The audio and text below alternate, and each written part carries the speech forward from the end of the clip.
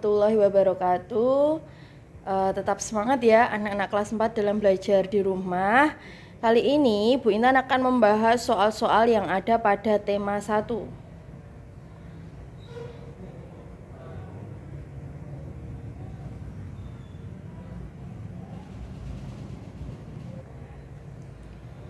Soal muatan bahasa Indonesia nomor 1.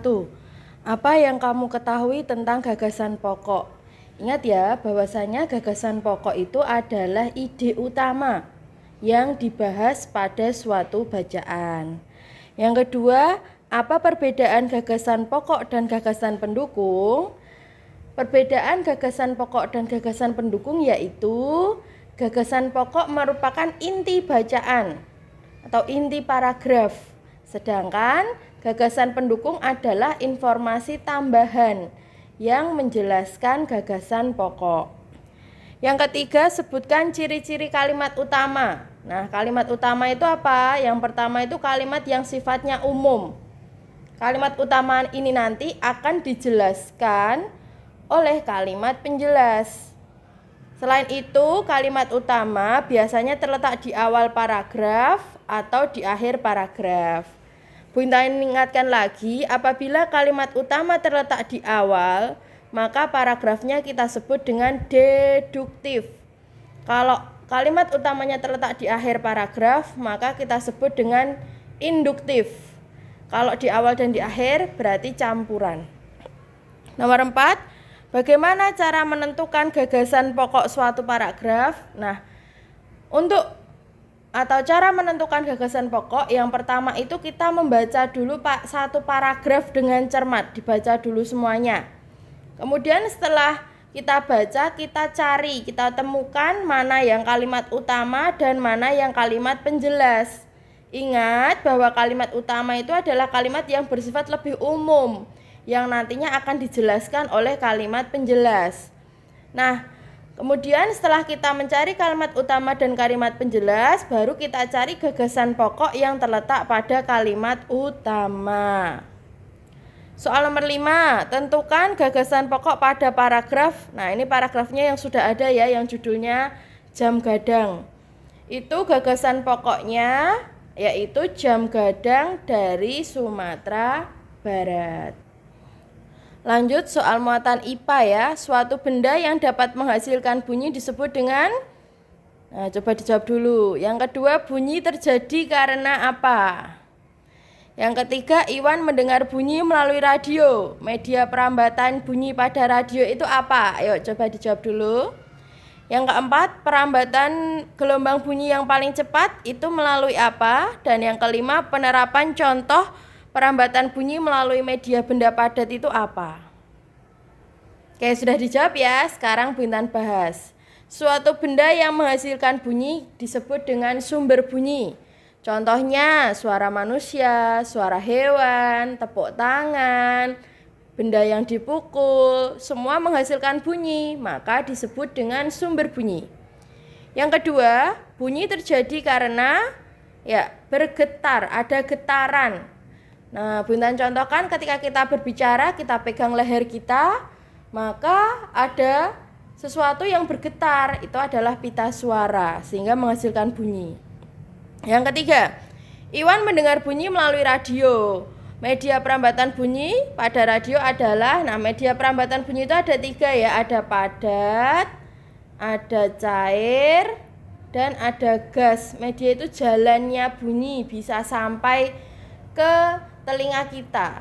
Kalau radio itu kan tidak menggunakan kabel, tidak juga menggunakan zat cair ya, tetapi kita bisa mendengar radio karena bunyinya merambat melalui benda gas. Nomor 4, perambatan gelombang bunyi paling cepat melalui apa? Nah, paling cepat itu melalui zat padat. Zat padat di sini dicontohkan adalah logam.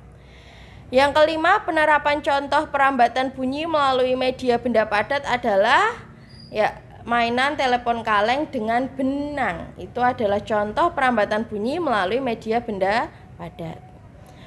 Oke, sekarang bunyi paling cepat merambat melalui apa? Coba dijawab, tadi sudah loh ya. 2, banyak getaran per detik itu disebut dengan apa? Yang ketiga, bunyi dapat didengar manusia itu namanya bunyi apa? Yang keempat, bunyi pantul yang terdengar bersamaan dengan bunyi asli ini disebut apa? Dan yang kelima, bunyi yang frekuensinya di atas 20.000 Hz. Oke, Bu Intan bahas satu-satu. Bunyi paling cepat merambat tadi melalui benda padat atau zat padat. Banyak getaran per detik disebut dengan frekuensi. Yang ketiga, bunyi yang dapat didengar manusia itu namanya bunyi audiosonik ya, audiosonik. Ada 3 bunyi yaitu infrasonik, kemudian audiosonik, dan yang ketiga adalah ultrasonik. Nah, yang bisa didengar manusia itu yang audiosonik ini anak-anak. Nomor 4, bunyi pantul yang terdengar bersamaan dengan bunyi asli disebut, maaf ini Bu Intan salah ketik ya, yang betul gaung. Karena di sini hampir bersamaan. Jadi misalnya begini ya, kita berbicara di dalam ruangan yang sempit misalnya atau di terowongan gitu ya. Kita memanggil nama kita masing-masing, misalnya saya. Nah, itu ketika saya siswa gitu ya. Ketika kita baru bilang iya ini muncul gelombang pantulnya. Nah, seperti ini. Jadi ini hampir bersamaan dengan bunyi asli. Tapi kalau ini tadi namanya gaung. Jadi bunyi pantulnya, ini bunyi aslinya. Bunyi asli kita bilang saya siswa. Maka bunyi pantulnya ketika kita bilang ya, ini bunyi pantul berbunyi sa. Ketika kita bilang sis, bunyi pantulnya ya, seperti itu. Tapi kalau bunyi pantul yang terdengar setelah bunyi asli, misalnya kita berteriak di samping jurang gitu ya, atau di tempat yang jauh, di tempat yang jaraknya jauh, tetapi ada benda padat yang menghalang suara kita di dalam gua misalnya. Nah, itu akan muncul gema. Ini kita akan berbicara dulu saya siswa, baru nanti muncul bunyi pantulnya saya siswa. Nah, setelah bunyi asli selesai baru bunyi pantulnya muncul, itu namanya gema. Lanjut, bunyi yang frekuensinya di atas 20.000 Hz disebut dengan bunyi ultrasonik. Yuk, masih IPA. Apa yang kamu ketahui tentang sumber bunyi? Tadi sudah. Sumber bunyi adalah ya, semua benda yang menghasilkan bunyi. Yang kedua, sebutkan 3 jenis bunyi. Ada infrasonik, audiosonik, dan juga ultrasonik.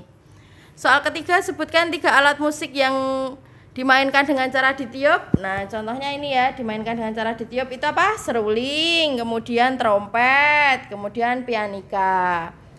4. Berapa banyak getaran yang dapat didengarkan oleh manusia? Nah, karena tadi manusia itu mampu mendengar bunyi audiosonik, getarannya itu 20 sampai 20.000 getaran per detik.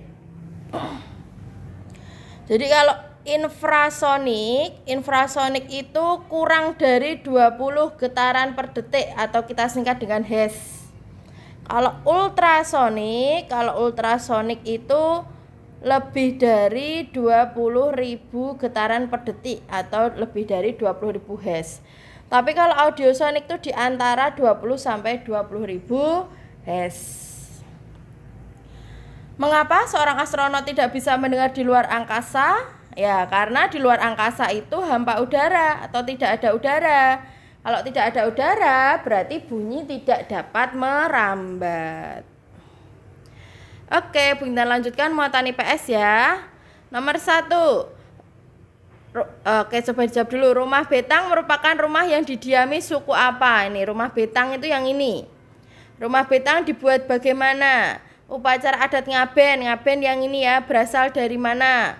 Orang Minang memiliki rumah adat. Nah, ini rumah adatnya Minang ini, apa namanya? Terus nomor 5, suku anak dalam merupakan suku yang tinggal di provinsi apa? Oke, ya, Bu Intan bahas ya. Rumah betang itu yang ini anak-anak, itu adalah rumah yang didiami oleh suku Dayak. Ya, jadi rumah adatnya mereka itu bentuknya seperti ini. Lah, rumah betang dibuat bagaimana? Dibuat panggung, ya kan? Ini ada panggung. Yang ketiga, upacara adat ngaben. Ngaben itu pembakaran mayat ya. Jadi ini di dalamnya ada mayatnya Ini adalah upacara adat yang ada di Bali. Yang keempat, orang Minang memiliki rumah adat. Nah, ini Minang ya, rumah adatnya yaitu Gadang dari Sumatera Barat. Yang terakhir nomor 5, suku anak dalam merupakan suku yang tinggal di provinsi mana? Ada di provinsi Jambi. Lanjut, masih soal IPS. Coba dijawab dulu, suku Baduy tinggal di mana? Angklung merupakan nama alat musik tradisional dari mana? Tari saman itu merupakan budaya daerah mana? Alat musik khas Papua namanya apa? Dan tari dayung sampan itu berasal dari mana? Ayo. Oke, Bintan bahas ya. Suku Baduy itu yang ini anak-anak. Ini anak-anak suku Baduy. Mereka itu tinggal di Provinsi Banten. Ya. Yang kedua, angklung. Ini gambar angklung. Dimainkan dengan cara digoyangkan, merupakan alat musik tradisional Jawa Barat. Yang ketiga ini ya, tari saman tuh seperti ini anak-anak. Pernah tidak kalian melihatnya? Nah, tari saman itu asalnya dari Aceh. Yang keempat, alat musik khas Papua. Ini ya, dimainkan dengan cara dipukul. Itu namanya tifa. Jadi tifa itu ada yang dari Papua, ada yang dari Maluku. Kalau dari Papua tifanya seperti ini, lebih lonjong gitu ya, panjang. Kalau yang di Maluku tifanya seperti ini, dimainkan dengan cara dipukul.